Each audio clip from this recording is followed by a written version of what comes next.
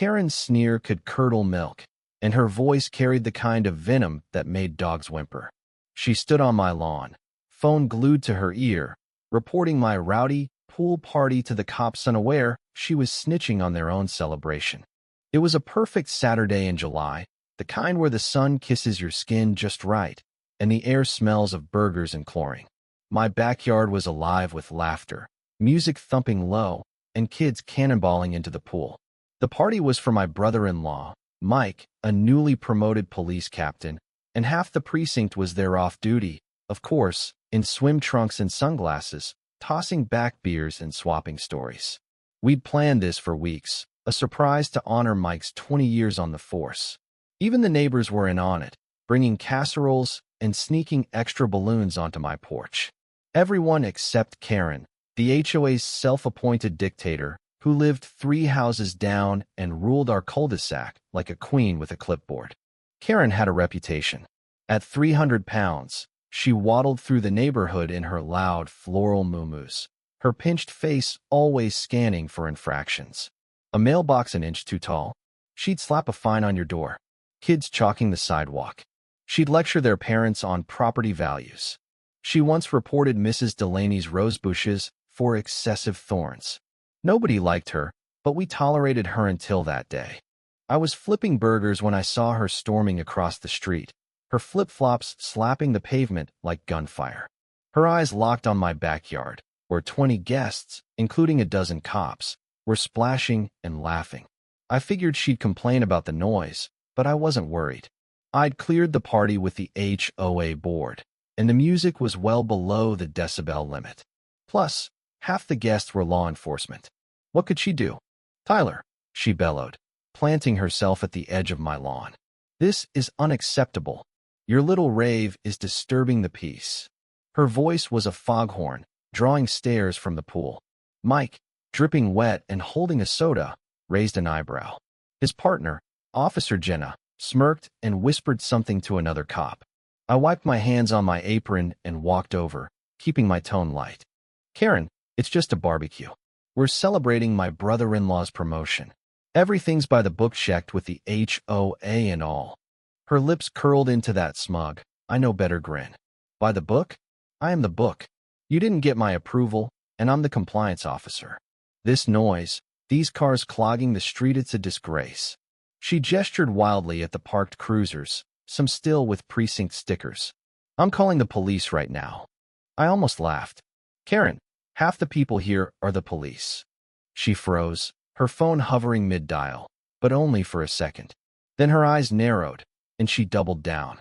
"Oh, so you think you're untouchable because you've got some buddies and badges? I know the chief personally. You're done, Tyler." She punched in 9/11, her sausage fingers trembling with righteous fury. The backyard went quiet. Guests noticed the commotion, and a few cops drifted over, their relaxed vibes replaced with professional curiosity. Mike stepped out of the pool, water streaming off his broad shoulders, and crossed his arms. "What's going on, Ty?" "Karen's calling the cops on us," I said, loud enough for everyone to hear. A ripple of laughter spread through the crowd. Jenna, still in her swimsuit, leaned against the fence, grinning like she'd just heard the punchline to a bad joke. Karen's face turned beet red. "Laugh all you want. You're all in violation. Noise ordinance, public nuisance, unauthorized gathering." She was shouting now, her voice cracking as she rattled off imaginary rules. The 911 operator's tinny voice crackled through her phone, asking for details. Karen launched into a tirade, exaggerating the scene like we were hosting a rave in a war zone. "There's loud music, drinking, and who knows what else. Send someone now." I tried reasoning with her. "Karen, these are off-duty officers. They're here to celebrate one of their own. You're wasting everyone's time." "Waste my time?" she snapped. "You're the one turning this neighborhood into a frat house. I've had enough of your disrespect." She turned to the crowd, pointing a manicured nail. "And you people, acting like you own the place. You're all getting fined." That's when Officer Jenna stepped forward, her badge now clipped to her swimsuit strap like a challenge.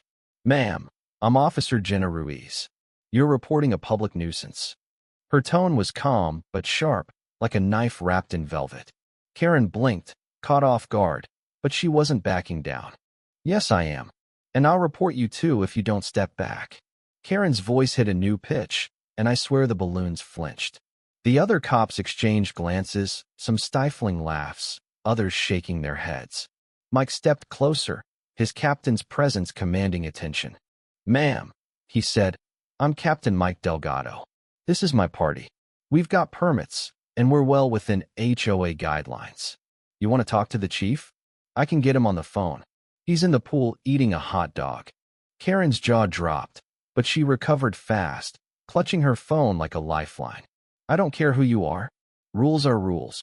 She turned back to the operator, her voice shrill. I want a supervisor out here. These people are threatening me. The irony was thick enough to choke on. Here was Karen, reporting a party full of cops to the cops, accusing them of threatening her when she was the one throwing a tantrum. The guests were openly laughing now, and even the kids were giggling from the pool. But I wasn't laughing. I was mad not just at Karen, but at the entitlement that made her think she could ruin a day meant for celebration. The dispatcher, probably sensing the absurdity, promised to send a unit.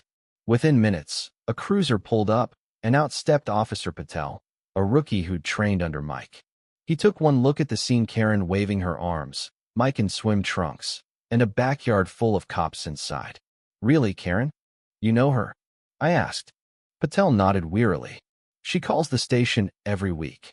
Last time, it was about a suspicious lemonade stand. He approached Karen, notepad in hand. Ma'am, what's the issue? Karen launched into her spiel again, but Patel wasn't having it.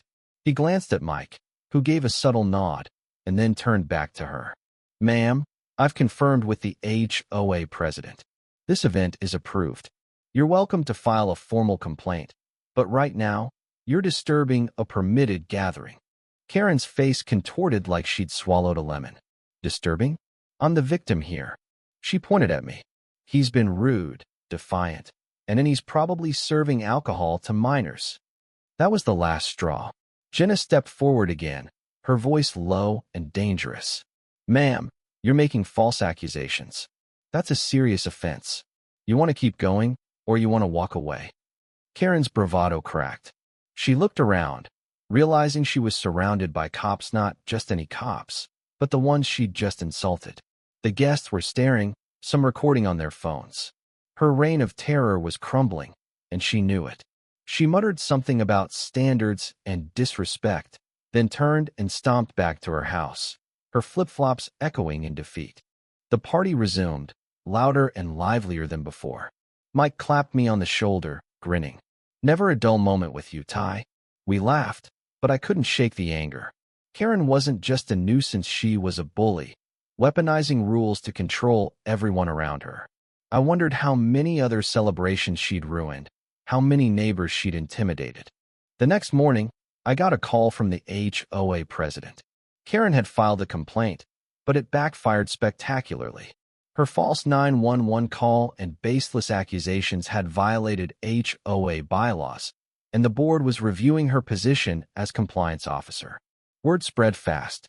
Neighbors started sharing their own Karen stories, fines for ugly lawn gnomes, threats over kids' bikes left on driveways. The cul-de-sac was done with her. A week later, at the HOA meeting, Karen showed up, her usual swagger replaced with a nervous fidget. The board presented evidence, her call logs, her history of frivolous complaints, and even a video from my party, showing her screaming at cops. When they voted to remove her from the compliance role, the room erupted in applause. Karen sat there, silent, her face a mask of humiliation. She'd spent years lording her power over us, but now the tables had turned. I saw her a few days later, dragging her trash bins to the curb. She avoided my eyes, her floral muumuu looking deflated without her usual bluster. I didn't gloat, there was no need. Karma had done its work. The neighborhood felt lighter, like we'd all been holding our breath and could finally exhale.